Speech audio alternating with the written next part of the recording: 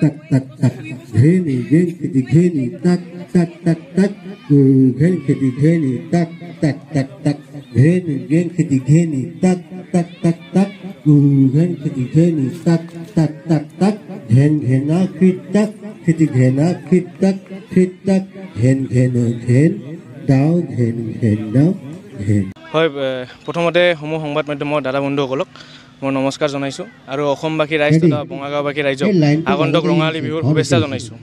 হয় পোনপ্ৰথমবাৰৰ বাবে বঙাইগাঁও মহাবিদ্যালয়ৰ খেলপথাৰত এক বিহু আখৰাৰ আয়োজন কৰা হৈছে। এই আখৰা অখিল ভাৰতীয় বিদ্যাৰ্থী পৰিষদ বঙাইগাঁও মহাবিদ্যালয় শাখাৰ ৰাষ্ট্ৰীয় কলা মঞ্চৰ উদ্যোগত আয়োজন কৰা হৈছে।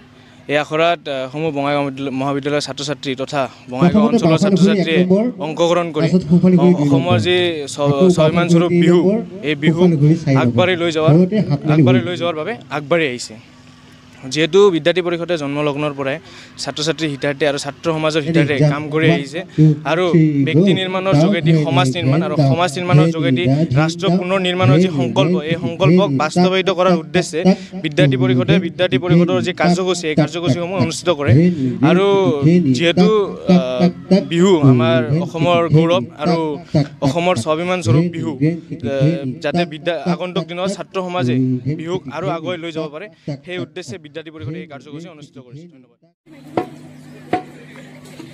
নমস্কাৰ। প্ৰথমতে আপোনালোকৰ নিউজ চেনেলটোৰ ফালৰ পৰা সকলোকে আগন্তুক ৰঙালী বিহুৰ আন্তৰিক শুভেচ্ছা জ্ঞাপন কৰিছোঁ। লগতে ধন্যবাদ জনাইছোঁ অখিল ভাৰতীয় বিদ্যাৰ্থী পৰিষদৰ যি বঙাইগাঁও পৰিষদ শাখা বঙাইগাঁও মহাবিদ্যালয়ৰ যি শাখা তেওঁলোকে যি 4 দিনত আচলতে তেনেকৈ আখৰা সম্ভৱ নহয়। বিহু বোলা বস্তুটো বহুত বহল আলোচনা কৰিবলৈ গ'লে, কিন্তু তেওঁলোকে যে সাহস কৰি 4 দিনীয়া যি কৰ্মশালা তেওঁলোকে আয়োজন কৰিছে তাৰ বাবে তেওঁলোকক বহুত বহুত ধন্যবাদ জ্ঞাপন কৰিছোঁ। আৰু আমাক সুযোগ দিছে যে এজন প্ৰশিক্ষক হিচাপে ইয়াতে আমন্ত্ৰণ জনাইছে। আমি যিখিনি পাৰোঁ আমি যতপৰণ আছে চেষ্টা কৰিম শিকাবলৈ।